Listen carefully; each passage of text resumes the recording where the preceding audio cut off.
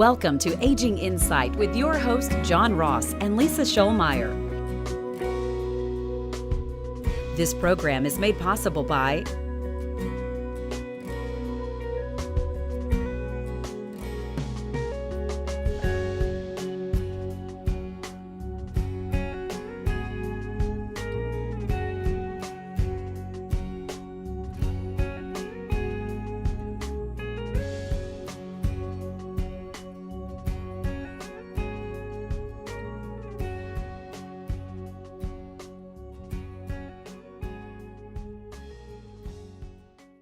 Welcome everyone to Aging Insight. I'm Lisa Scholmeyer. I'm here with John Ross. That's me.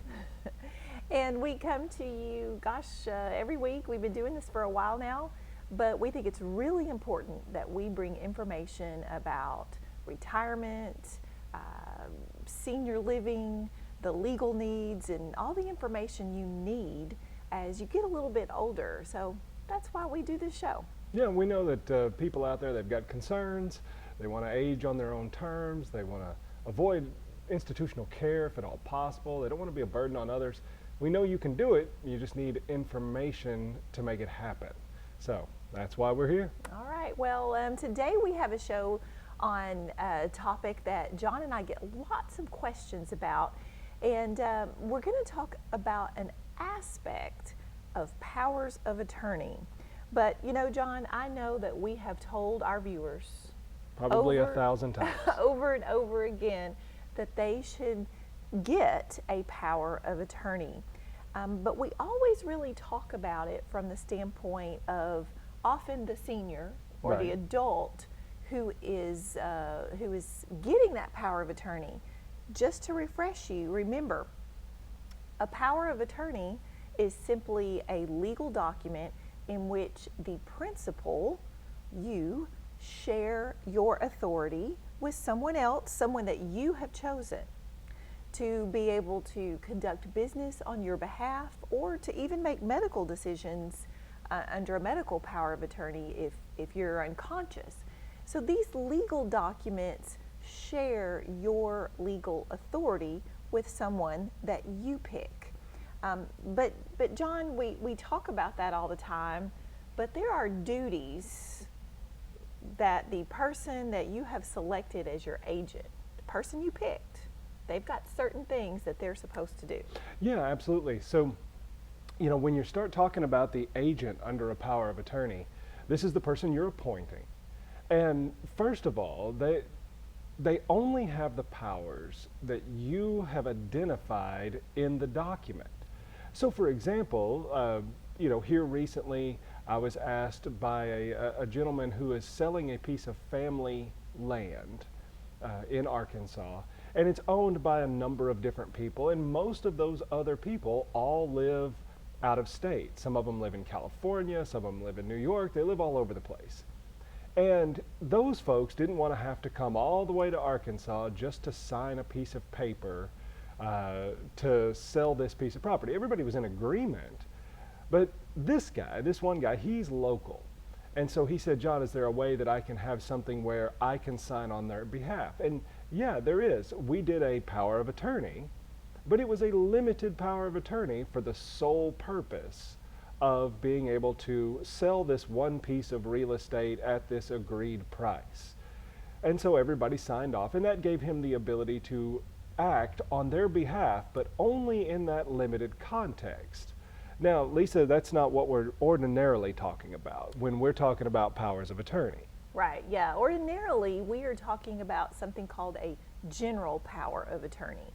And a general power of attorney is where basically any kind of business that you could engage in, you know, whether it's paying a bill, opening a bank account, adding a cell phone to your cell phone contract, getting a loan, really any kind of business you can think of that you would normally engage in, a general power of attorney allows you to pick someone who could assist you in doing those exact same things. So John, a general power of attorney is very broad.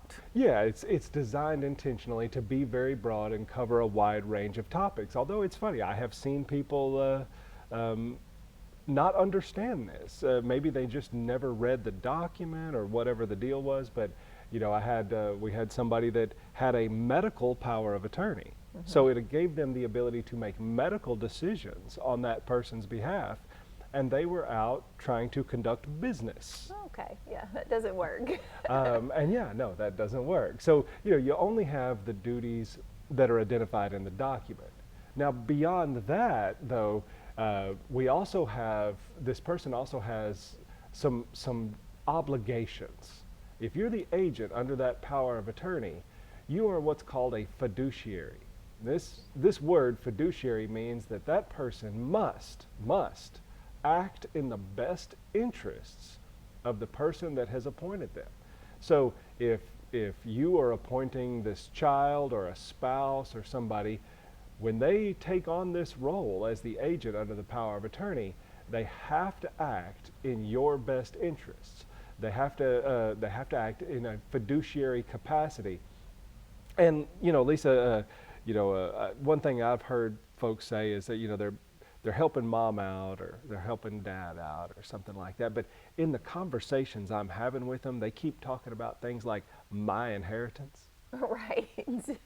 And they're having a hard time, you know, getting in their mind that they're not there to look out for themselves. In fact, they can't look out for their own interests when acting under this power of attorney. They have to be acting in the best interests of that person.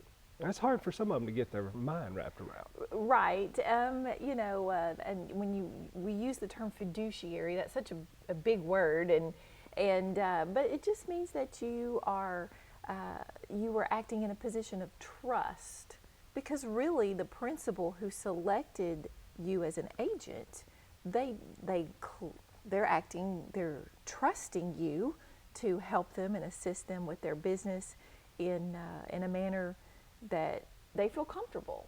And one thing, John, kind of where you were going, it's hard sometimes for particularly adult children of a senior to get in their heads that, like you say, it's not about their inheritance, and it's not about how they would do things. As an example, you know, I had a senior who often, you know, tithed, was generous with her charitable donations. You know, she had a pretty limited income, but, you know, she would send $10 here and you know, give to her church regularly. Well, an agent under a power of attorney, they don't get to substitute their judgment for the principal. So if you're helping mom out and mom always makes a tithe to the church, then as an agent, then that would be something that you would be obligated, I think, and certainly should continue. So that's right. That's a big one. Well, we're going to take a quick break, and when we come back, we're going to talk some more about some of these agents' duties, what they can do, what they can't do, and some stuff that maybe needs to be in that power of attorney so you don't inadvertently run into some problems. So stick around. We'll be back. Oh, so luxurious, but just a little too soft. Just a little too hard. This one's just right.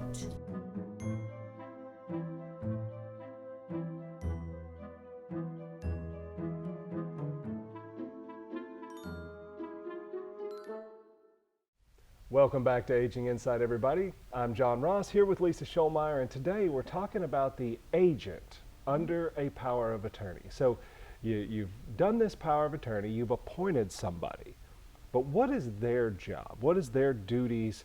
And it may seem like it's a pretty easy sort of deal. You know, hey, I appoint Lisa to handle business on my behalf, and she can now do stuff. And you know, you think generally about it, if I've had a stroke or some other health event and it's tax time, somebody's got to fill out that tax return and sign my name. You know, in all of the other day-to-day businesses, we need somebody who can do all of those things. That's that agent under the power of attorney. But whoever you appoint, that person, they're in a pretty serious position. Right. And so, a lot of times when I visit with seniors about doing a power of attorney, one of the issues that they often have is, well, I want to handle my business. I don't want someone else in control. And I do remind them that a power of attorney is a situation where you are picking someone as your agent to assist you.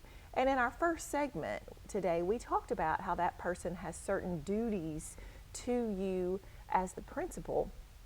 But so the person who you appoint as that agent, legally, they have a higher duty to you than, frankly, they do just by being your child or being your brother or sister. The law imposes very serious obligations on this agent. And John, we talked in the first segment about one of those obligations is to act in the best interest of the principal. And another one of those obligations is we talked about to treat the business that this is all the property of someone else. That's right. It's not the property of the agent to do with what they wish. That's right. So even when we talk about this idea of a general power of attorney, right, the idea here is that we are appointing somebody to be able to do most anything. But notice I said most anything. And here's where you can start running into problems. Let's just say that you have appointed somebody as your agent under that power of attorney, and now you've had some sort of health crisis. Maybe you've had that stroke and you're looking at some sort of long-term care or something like that. So your child, for example, is trying to figure out, well, geez, if mom goes to the nursing home, it's going to cost $5,000 a month.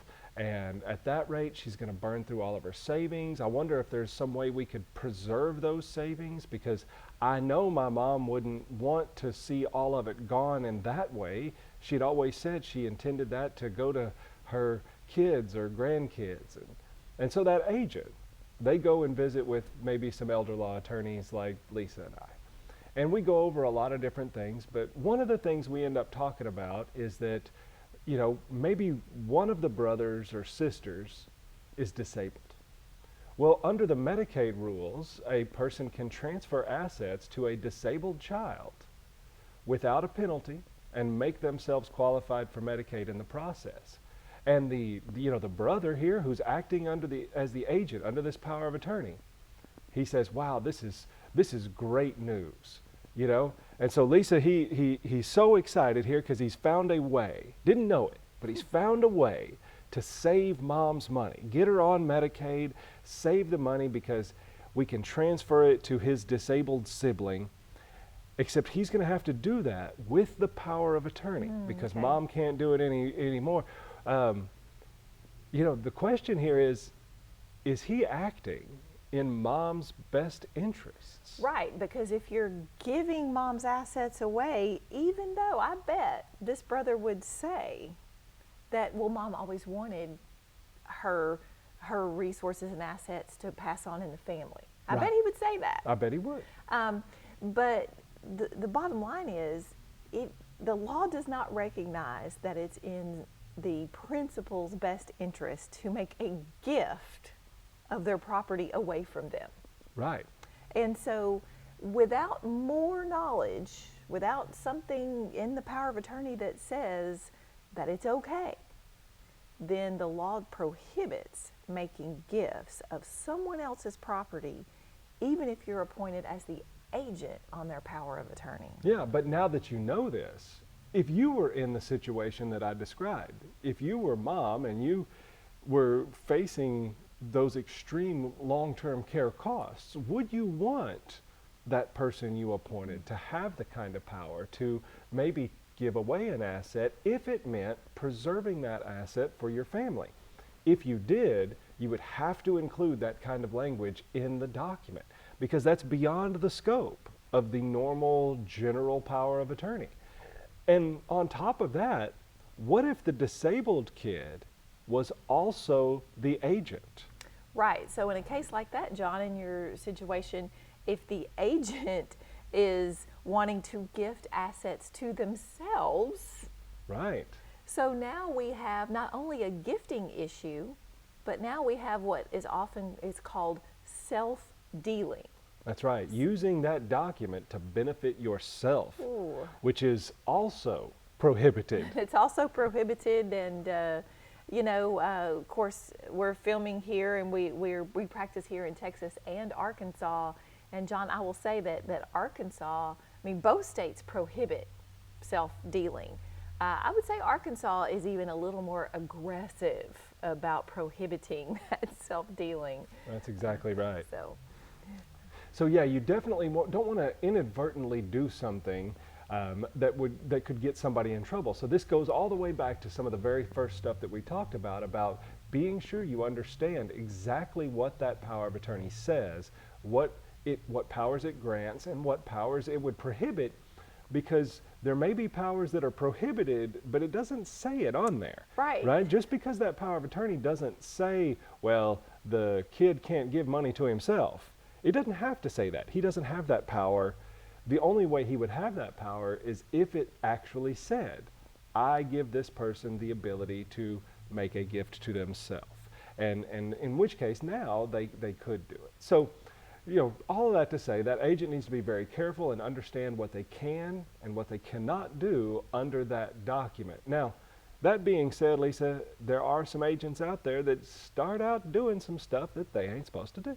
right, yeah, and that's what a lot of adults and seniors are afraid of, is that an agent goes rogue and they act bad. That's right. So if that's the case, when we come back from the break, we're going to talk about what happens when basically you want to fire that agent. So stick around. We'll be right back.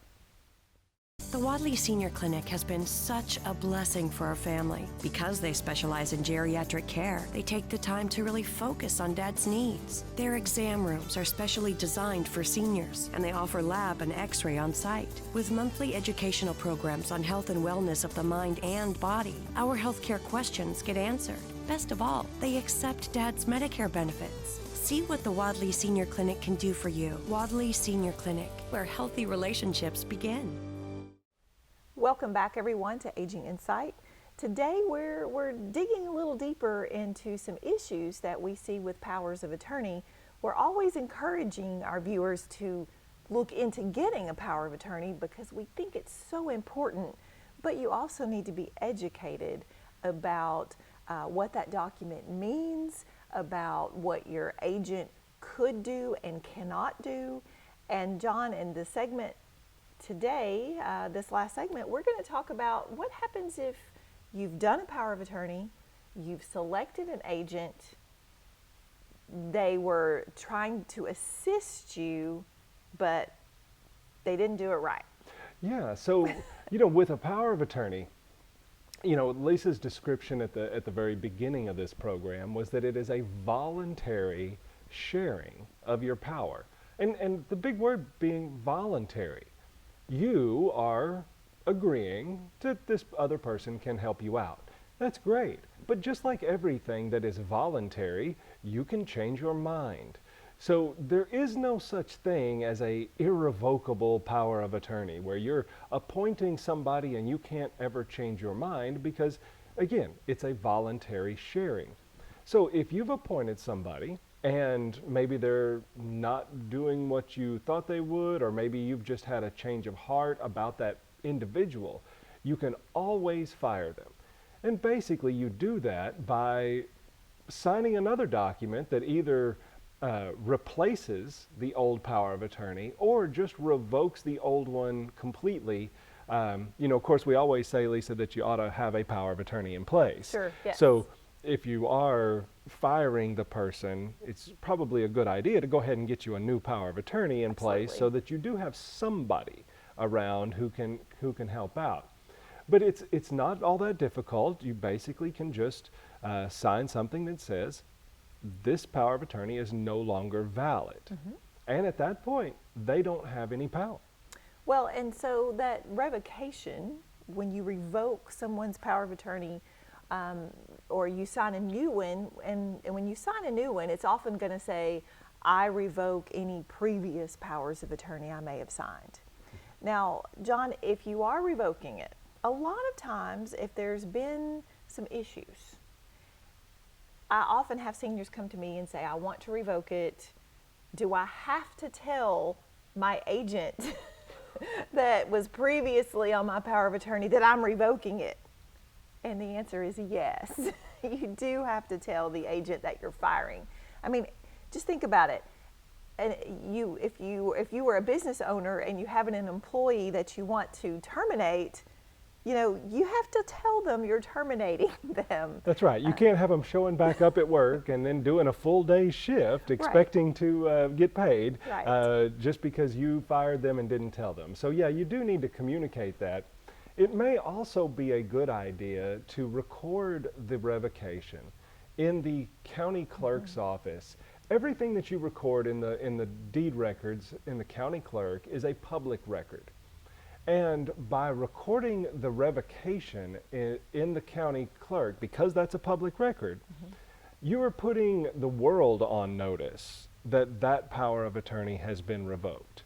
That's right. So John, so if I had appointed Susie as my power of attorney and I'm firing her, then I will need to sign a new power of attorney or a revocation, and I would file that with the clerk's office. So that way, anybody in the whole world could see that there's a recorded piece of paper in the clerk's office that says Lisa fired Susie as her power of attorney. Also, the other thing you need to do is if you know that your agent has used your power of attorney and has acted on your behalf, dealing with other businesses such as banks, then you need to let those businesses know that you have fired that agent that has acted for you in the past. Yep, so it may be a little work on your part to get that revocation out to all of those people, but you can certainly do it. The other thing is if the person has been acting as your agent under that power of attorney, and maybe they haven't been communicating with you, and so that's the reason you're firing them, is because they've been out doing some things. The principal, the person who did the appointing in the first place, they retain lots of rights, and that agent has some duties. One of those duties is a duty to account for all actions that they have taken on behalf of that principal. So if you are firing this person, or maybe you're not firing them, you just want to make sure you know what they're doing out there, you can always demand an accounting. This is where you send them a request that says, I want you to itemize every single thing that you have done on my behalf. And they have an obligation to do that and could be sued for failing to. Yeah, and you know, John, when I've had that happen, I've had someone come in and say, well, my daughter is my power of attorney, but I don't know what she's doing out there. You know, that's always my first step. Well, first of all, talk to her. But there are other situations where, oh, I've tried that. She tells me not to worry about it, or she won't take my calls. Well, we really know at that point there's a problem. Right. But the law does require that you do demand that accounting for what your agent has done, because that is sort of a springboard, that demand for accounting, that if they don't respond to it, now a judge can hold them accountable and for a breach of their fiduciary duty. And believe me, that's a bad place to be in if you're an agent. That's exactly right. And so if you are that agent, remember that you do have that obligation to account for your actions acting under that power of attorney, and keep records of what you do. If you're paying bills, keep receipts, keep track of what you're doing out there, so that if there is ever a demand for an accounting, you'll be prepared to provide it. So lots of stuff out there on these powers of attorney, and still we're actually just kind of scratching the surface. Yeah, we could do a whole series on that, but yeah, that's exactly right. But that's why we want you to get this information, because we know it's important. And that's why we do the program. That's why we put out the Aging Insight magazine. That's why we do the live radio show. It's why we present this TV program, is so you can get that information. And we hope you enjoy it. yeah, and if you have any questions, you can always reach out to John and I at the Ross and Schollmeyer law firm in Texarkana. we're always glad to visit with folks and give them some good personal insight into elder law. So That's right. We'll see you next weekend.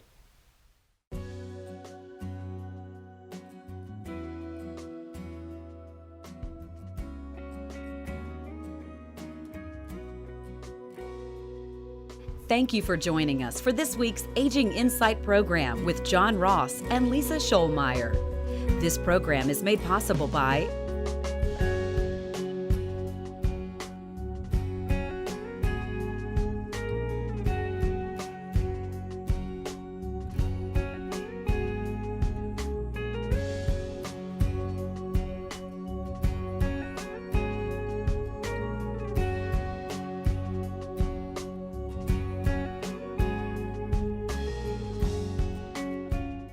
My fellow Americans, I'm Kate, Four States Furniture's #1 fan, and I'm running for president. I imagine living in a world where there are no donkeys, no elephants, just beautiful furniture. So join me and cast your vote for savings. Woo! I'm Kate and I approve this message.